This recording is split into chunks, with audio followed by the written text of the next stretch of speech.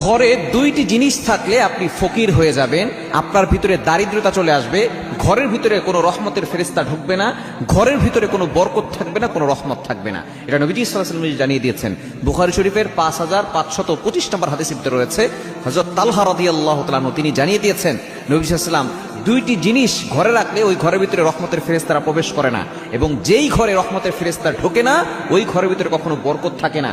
এবং রহমতের ফেরেশতারা যদি আপনি ঘরের ভিতরে কোনো আমল করেন সে আমলগুলো কিন্তু নিয়ে যেতে পারে না, যার কারণে দেখা যাচ্ছে যে আপনার আমল শুধু আপনি নিজে কষ্টই করে যান, এই আমলগুলো আসমান পর্যন্ত উপরে ওঠে না। এজন্য অবশ্যই আমাদেরকে সতর্ক থাকতে হবে, ঘরের থেকে এই দুইটি জিনিস বের করতে হবে। নবীজি সাল্লাল্লাহু আলাইহি ওয়াসাল্লাম নিজে আমাদেরকে জানিয়ে দিয়েছেন। বুখারী শরীফের 5525 নম্বর হাদিস, তালহা রাদিয়াল্লাহু তাআলা আনহু তিনি বলেন, নবীজি সাল্লাল্লাহু আলাইহি ওয়াসাল্লাম বলে দিয়েছেন, লা তাদখুলুল মালায়েকাতু বাইতান ফিহি কালবুন।